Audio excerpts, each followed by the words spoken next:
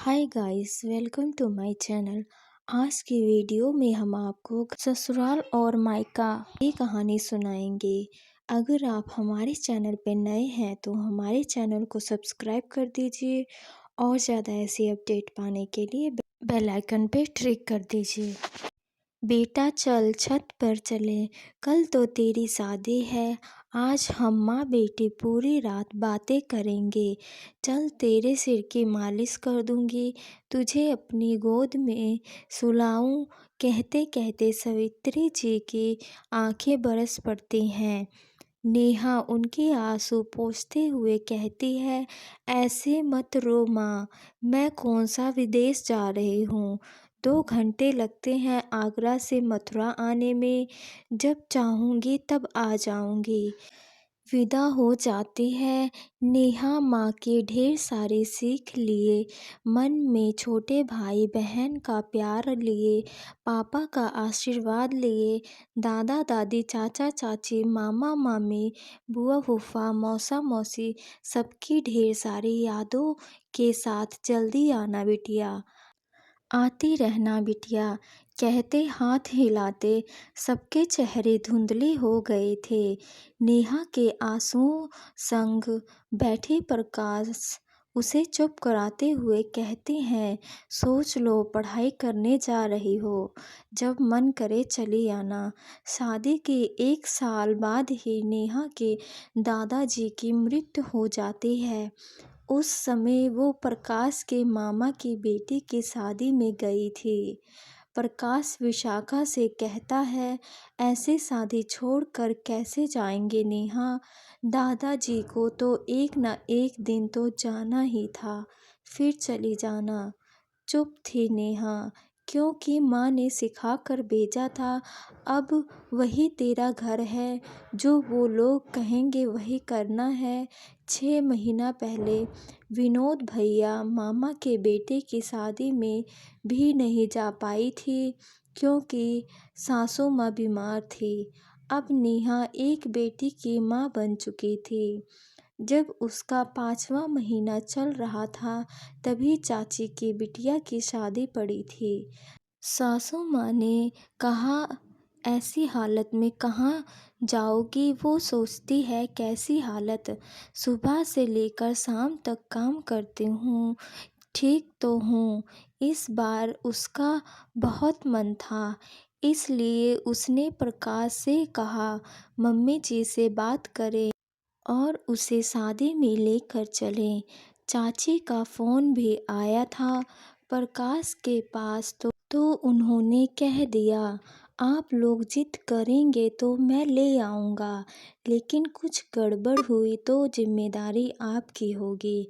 फिर तो माँ ने ही मना कर दिया, रहने दे बेटा, कुछ भी हुआ तो तेरे ससुराल वाले बहुत नाराज़ हो जाएंगे।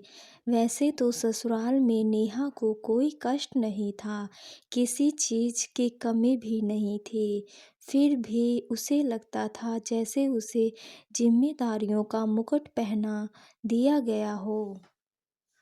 उसके आने से पहले भी तो लोग बीमार पड़ते होंगे तो कैसे संभलता था।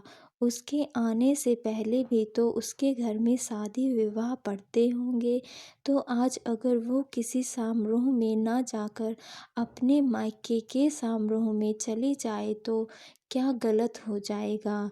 दिन बीत रहे थे, कभी 4 दिन तो कभी 8 दिन के लिए वो अपने मायके जाती थी और बुझी मन लौट आती थी। नेहा की ननद की शादी ठीक हो गई। उन दिनों का रिश्ता बहनों या दोस्त जैसा है। अपनी ननद स्वाति की वजह से उसे ससुराल में कभी अकेलेपन नहीं लगा। स्वाति की शादी होने से नेहा जितनी खुश थी उतनी ही उदास भी थी। उसके बिना ससुराल की कल्पना भी उसकी आंखों में आंसू भर देती थी। नेहा ने शादी की सारी जिम्मेदारियां बहुत अच्छे से संभाल रही थी। उसको दूसरा बच्चा होने वाला था, 4थे महीने की प्रेगनेंसी है।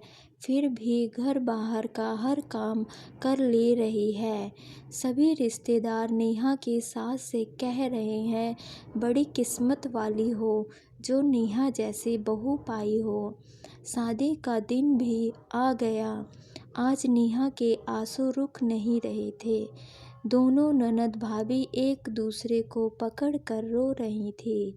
तभी नेहा की सास उसे समझते हुए कहती है, ऐसे मत रो बेटा, कोई विदेश थोड़ा ही जा रही हो, जब चाहे आ जाना।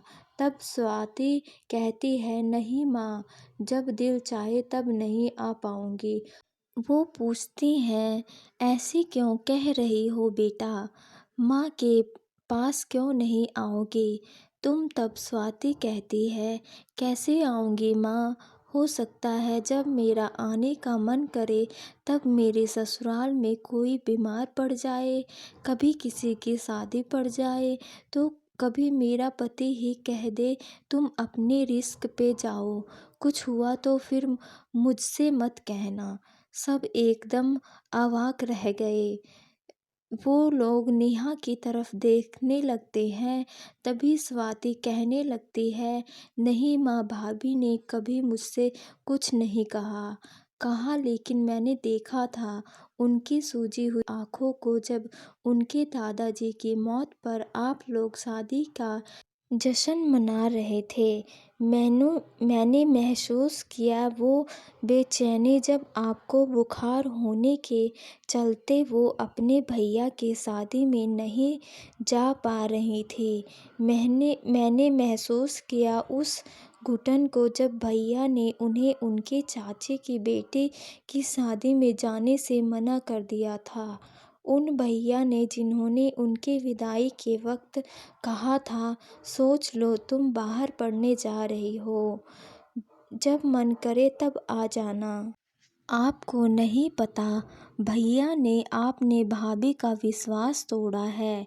कल को मेरे ससुराल वाले भी मुझे छोटे भाई की शादी में ना आने दें तो सोचा है कभी आपने, पापा हमारे गुड़िया तो आपकी जान है। कभी सोचा है आप सब ने, कल को पापा को कुछ हो जाए तो गुड़िया के ससुराल वाले उसे ना आने दे।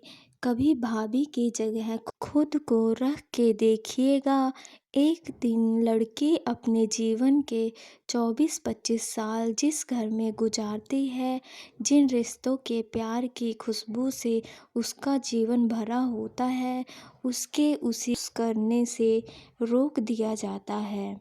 मुझे माफ़ कर दीजिए भाभी, मैं आपके लिए कुछ नहीं कर पाई।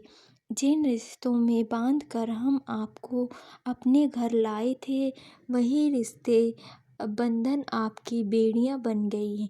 और ये कहते कहते स्वाति नेहा के गले लग जाती है। आज सबकी आंखें नम थीं, सबके सिर अपनी गलतियों के बोझ से झुके हुए थे और सभी को अपनी अपनी गलतियों का एहसास हो गया था। आपको ये कहानी कैसी लगी हमें कमेंट सेशन में ज़रूर बताएं।